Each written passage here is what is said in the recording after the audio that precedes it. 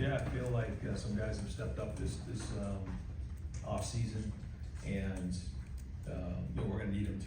But a big area for us to focus on coming into preseason is how well the feedback has been coming out of the weight room. You just get a good feel for the strength gains, the gains. With so much of our foundation as a program happens in the weight room. So it's accountability, it's toughness, it's leadership, it's competitiveness, and so all these things get challenged on a day-to-day basis. And when Mick gives you feedback on guys stepping up and growing and getting better, that's encouraging. Now we're gonna have to go put it on the field, so we won't know until we get out there. But some guys have a different look in their eye, and we're gonna need them too. Third row, Stephen Eaton. Ryan, after what you saw from the quarterbacks, I know you're going to rewatch all of this stuff. Can you just evaluate what you saw from Julian, Lincoln, and Taven after day one? No, I wish I could.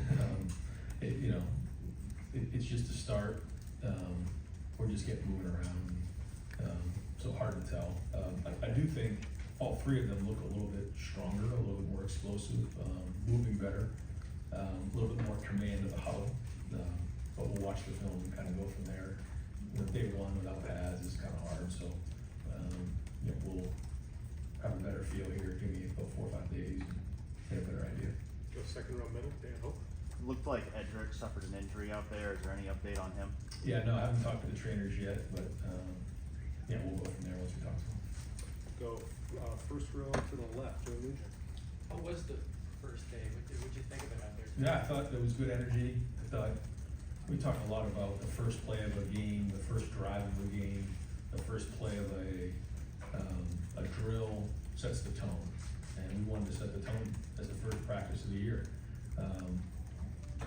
It seemed like we had good energy out there. A lot of guys getting a lot of reps, and what we try to do is we try to, especially early on, get as many people as many reps as possible, especially with a group that hasn't played as much football as this group.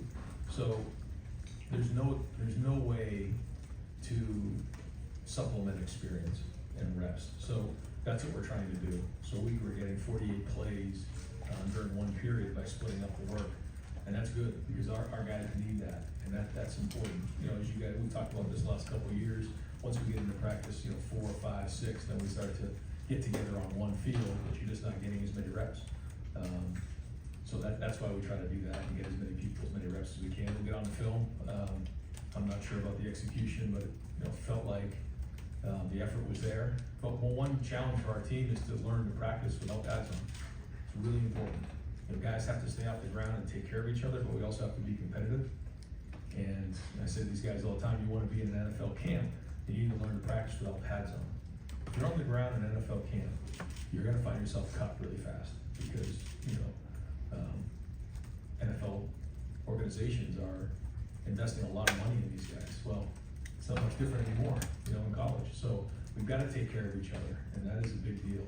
We have to learn to practice well and smart and efficient, and so that's a part of a young team. But I thought the effort was there. Second row, Stefan. As you guys go into the season, you had this the clip a couple weeks ago talking about the Scotty Scheffler quote on learning how to win and things like that. How quickly after winning your first national title did you kind of start to shift that focus and learn how to not get complacent, how to keep striving for more? Yeah, it's when you spend your career on a vision of what you want and a goal. Once you accomplish it, there is certainly a feeling of accomplishment. But soon after that, it's on to the next thing, and that's what the case was. And it was great to see our players, our coaches, turn the page on that and move forward. I think this team, has their own identity. They want to have their own identity, yet they also want to be the first team ever to win back-to-back national championships at Ohio State. And that's going to start with the first game against Texas. Right next door, Bill Landis. Ryan, it looked like, I think on the roster even, it says that Ethan's down about 20-ish, 25 pounds. How did that process go in the offseason? How much initiative did he show, and how much did you guys have to kind of be on him? Yeah, it was great to see as the transfers come in, and anytime a transfer comes in from other programs, regardless of where it is, I always like to ask them, what is your perception of how we do things here? what are things that we do different, and, so we've had, as you know, schools from the SEC, schools from different parts of the country, different levels. And so, when Ethan first came in, he was heavier than he is now. I thought he's done a great job with his body. You can tell just the way he looks, that he's leaned out and he's moving better. And he was recognized among a lot of guys were recognized. But when he was recognized last night in one of our champions meetings, I mean, it was significant, the amount of guys that, really, supported him.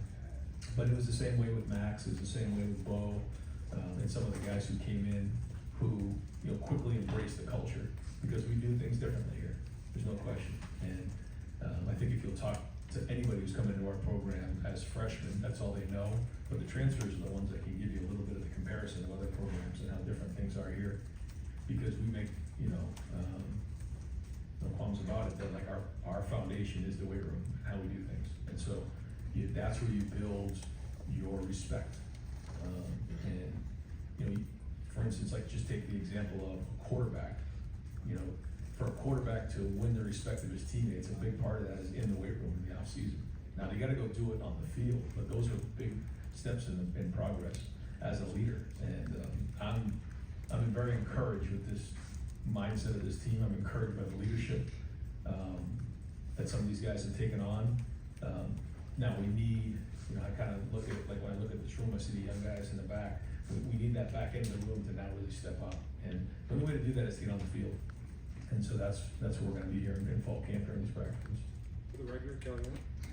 During fall camp, what are you specifically looking for in terms of Julian and Lincoln in their evaluation? You want command of the offense. And when you stand in there as a quarterback, you want everybody in that huddle to believe in you. You want them to follow your command. I mean, that's a big part of it. Then taking care of the football, making routine plays routinely, getting us into the right play. That's one of the things last year that I feel like Will probably doesn't get enough credit for, was all the little things that kept the offense moving. Sometimes just throwing the ball away to keep us on schedule. And then I say it all the time, ultimately as a quarterback, third down, red zone in 2 minutes is where you make your money. But we have, good pieces around them, and they just need to make plays routinely, have command, and make great decisions. And if they can do that and move the team down the field to score touchdowns, then they're gonna give us a chance to win. Center field here, Cameron T, Ross? Ryan, you just kind of mentioned Bo, but when you have a guy like that who you kind of want to make an impact this year, and you get him out of the spring portal, how does that change, or how does that, maybe does that speed up things for you guys, to what you need to see during the fall game? Well, he's an older guy, and I think that helps when you have guys who have played for multiple years at the college level, Power 4 conferences. They come in with a certain mindset, and then you have to ask him. But I think for him, like coming into Ohio State, he wants to prove himself. This is like a different environment for him, and I think he wants to. We want to prove, and I think a lot of these guys are that way. They want to prove themselves at Ohio State because they feel like if they make it here, they can make it anywhere. And I think he's had that mindset coming in. His teammates have really rallied around him. But I would say, at defensive end, Caden Curry and both he and Kenyatta Jackson, CJ as well, he's taking on that new role. But they've stepped up their leadership too, and they've embraced Bo, and they know they're going to need everybody. Right here, Adam King?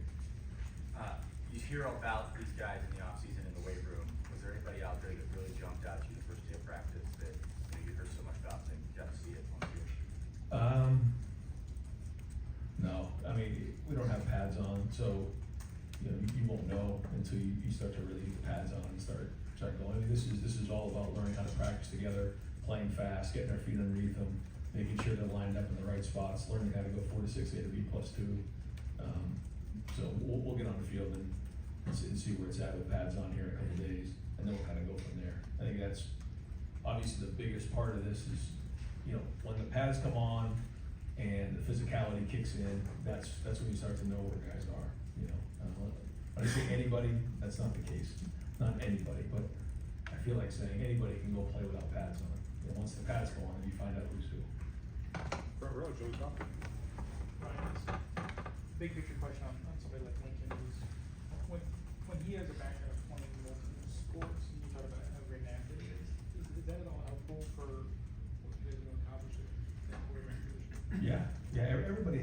story. His story is unique to him. I'd say the first part is where he grew up. You know, there's not many Division I quarterbacks coming out of South Dakota. I guess there's maybe been a few, but for him, it's unique. But then when you look at his background in multiple sports, yeah, I think anytime you can play multiple sports, it's important. I guess nowadays when you look at some of these quarterbacks who move on, not all of them have played multiple sports because of the way things are designed now in youth sports, which I don't agree with. But I do think all of those things help. Front row, Austin Ward.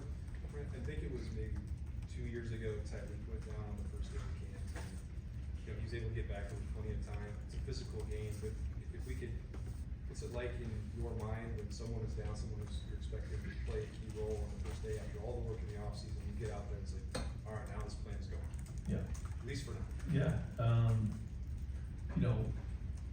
One of the things that you have to do is you have to plan accordingly. And I was just talking about this on the radio that, when we took the injury with Simmons in the Oregon game, that was a big blow. We're talking about a first round draft pick at left tackle. And then so Donovan had to go then move the tackle. And so that wasn't easy, as we know going into the game and go against Carter. And then when we lost McLaughlin, that was a major, major shot. And so now, you're moving Donovan, and I had three guys in new spots. Now Carson played before, but not really much that season. So, and that took us a couple weeks. And, it wasn't just that, but, we ended up losing a game in there and kind of restructuring it a little bit and kind of recalibrating a little bit, sort of like we did in the Oregon game after we lost that game on defense. And I think some of that is gonna be part of injuries. When you're playing as many games as you have, you're gonna have to build depth and you're gonna have to adjust as the season goes on. And I think that's gonna be a big part of the season this year, just like it was last year. So we try to do everything we can. We wanna make sure that we can practice because we have to simulate a game, especially when you're playing a game like we are in the opener. I mean, we have to, iron sharpens iron. We gotta get better. We gotta get ready to roll. We gotta tackle well. We gotta take care of the football, all those things. But we also have to learn how to practice with each other to keep each other safe. Third row center, Jeremy Birmingham. Ryan, back to the quarterbacks if I could. You've always said that you look for an extraordinary trait at the position. And most people, I think, assume that that's a physical trait, like whether it's accuracy or arm strength or, running speed or whatever. Did Will and what he did, those little things, did it change anything for you in the way that you evaluate what you're looking for in somebody to lead?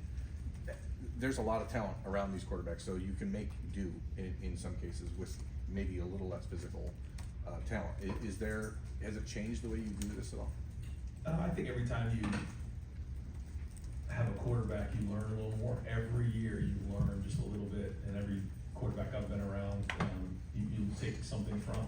And I would say Will's probably extraordinary trait physically was his size. He was big in there. But he did have an extraordinary leadership style, and his mindset was definitely unique to him.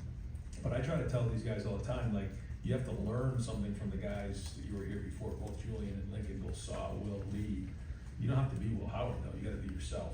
And that's just how it works. You have to be you, but you also have to lead and take command. So there are certainly things that you learn from and things that you grab onto and recognize things that helped us win a championship. And certainly Will had some of those things, but no two quarterbacks are the same. And so it's maximizing each guy and challenging them in those areas. And a big part of that's gonna be leadership.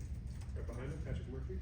Ryan, obviously the starting receivers you guys have are as talented as any group in the country, but we've seen some of these backups or younger guys pop. Mylan today, Quincy in the spring.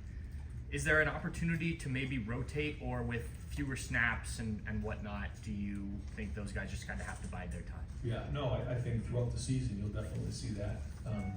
Week one, we'll see, but you'll definitely see guys playing. We need to build depth at every position. We need to win the first game, so we'll decide who gives us the best chance to win that game. But as the season goes on, we need to develop some depth. Fifth row on the aisle, Spencer Holbrook.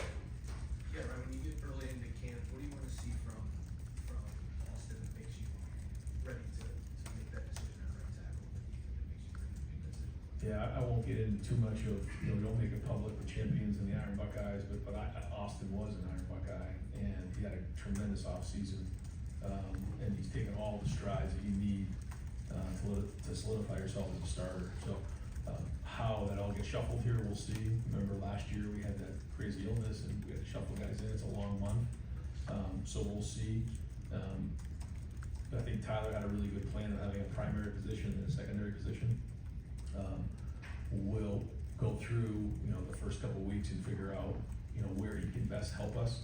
But whether it's guard or tackle, but, he feels comfortable in both positions, so we'll keep figuring out which five we're gonna go with to start the game. Over here to the right, Tom Paterra. Coach, practice is practice, games are games. From that standpoint, as the quarterbacks, how much do you turn the heat up on as practice wears on? You don't want them getting hit in practice, I wouldn't think, but, and do you have a time frame? When do you hope the name will start? We did make them live the first time, since I can ever remember in college, in the spring. The plan is not to do that here in the preseason, but, to turn the heat up, yeah, the heat's on constantly, I make sure of that, but in terms of, when the pads get on and feeling real bullets come by, that we're not gonna hit them in the pocket. They did handle that in the spring, and that was good. I think it changed them a little bit in their perspective. Going into the game, you certainly would like to have a starter named, and, each competition's a little bit different. If we have to go in with multiple quarterbacks, then that's probably not a great thing going into week one, but you never know. You gotta do what's best you can to win the game. So, they're gonna have every opportunity they can to win the job. And sometimes based on the locker room, the guys on the team know what's going on. So, we'll do everything we can to make sure we win the first game. Whoever gives us the best chance to win that, and then we'll go from there. But you just, with a young room like that, you have to predict that you're gonna need everybody in the room. So the development's gotta be, on a daily basis for all three of them. Go, over here to Rob Allen. Yeah, Ryan, as much as it makes sense not to dwell on the past, what you did last year, what can players take from last year to apply to this season? Well, I think there's a certain level of trust, knowing that if we follow the program, we stick with it, we can accomplish our goals. But, the leaders who have actually been there and done that before, there's a certain level of confidence knowing that we have done it. And I think the guys in the room can look at some of the guys who played in that environment and say, these guys have actually done it. I know that if I can, support them and do my job, that those guys can lead us to wins and to lead us to our goals. And I think as the season goes on, they'll build confidence as they go. But they know what it looks like, they know what it feels like, there's no, secrets on that. They were here, during preseason last year, they were here for the wins, they were here for the losses, they saw it all. So they have a perspective and a reference. Now, this is up to them, this is their group, this is their journey. So I think, those are all things that we can go back to, but to your point, it's more about right now. What's coming down the road doesn't matter, what's happened in the past doesn't matter, it's right now, maximizing each day, and that's where the focus has to be. Got time for two more, we'll go in the front row, Bill Rabinowitz.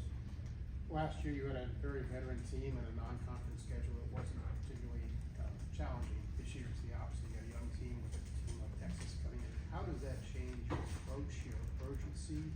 How does that affect things in camp? Yeah, it affects things a lot. Yeah, it's that in that first game, you can't, quote unquote, be learned on the job in that first week. I mean, we gotta be going, so we have to flush through as many issues as we possibly can. We've got a long season ahead of us, but, it can come down to one play. So turnovers, tackling, being clean, missed assignments, penalties, like all those things, we gotta be on top of. Substitutions, because all it takes is, one play, it can cost you. And the good news is, in a format where there's playoffs now with 12 teams, you can recover from it, maybe different than in the past, but at the same time, this game matters in a big way. And, a loss can hurt you and a win can really propel you, so we know what's at stake, and so every minute matters. Wrap it up with Tim May. Appreciate it, Mike. Coach, I looked at an offensive line today, in the spring, but definitely today, when you can hear it, there's a lot of depth, it looks like, in the offensive line that wasn't there a couple of years ago. And I'm not just talking about the players, from a coaching standpoint, there's some big-time coaching going on the field, not just from, Tyler. Explain what that means, just to getting things done? When you split up, you want competent coaching as well as reps, I would think. What does that mean to this team, you think? Well, I think when they changed the rule to unlimited coaches, it certainly changed how we approach that room. And I give Tyler credit because, you know, it takes somebody who doesn't have a big ego to say, you know, I want to bring in the best coaches possible, and we're all gonna be in this together, and it's not someone jockeying for position or posturing. Everyone's in there together. And so, you know, Coach Bowen, Coach Johnson, Coach Dickey are all saying the same thing. I think that's important. It's not gonna work if guys aren't on the same page. All three guys are on the same page. All three present different. They all have different backgrounds, and they all can kind of come at guys from different points of view, which I think is unique. And when you do have these situations where you split up work, when you saw in individual drills, you can put the centers, the guards, tackles over here, and now you're getting more and more reps. And so, to your point, we can develop the depth. And yeah, I mean, we have a chance to build really strong depth at that position. So we know the games are gonna be won up front this season, so a lot of work to do, but encouraged with where we're at. And as you stood before that team, before y'all went places at the beginning of practice, do you sense a sense of respect for you now that maybe wasn't even there before, meaning you've won a national championship, you listen to me, we can go play, you understand what I'm saying? How does that kind of change the feeling you have of doing your job? I think that, you know, our coaching staff and myself have always had great relationships with the players. They know what goes on. I think we've always had tremendous buy-in, and a big part of that is the type of people that we bring into our program. But when you go through a season that we did, and then you see the results and the rewards come through in the back end, it you know, it just gives you a certain amount of testimony, and that matters. You know, I think when you talk about building trust, we talk a lot of times about the character of who you are. Are you actually going to, you know, do what you say you're gonna do? And in those difficult moments, like, who are you really? The second thing is your connection. Like, do you connect with people? Do you actually care about the people you're around? But the last one is competency. Like, when you stand up in front of the team and you put the plan together, whether it's an offense, defense, special team, or as the head coach, the guys in there have to trust that you know what you're talking about. I think going through something like that just builds more and more trust. And then the last thing is you gotta do it consistently over and over and over again. So now we gotta restart and do it all over again. All right, Coach, thank you. Yeah, thanks, Rich. Thanks, Ryan.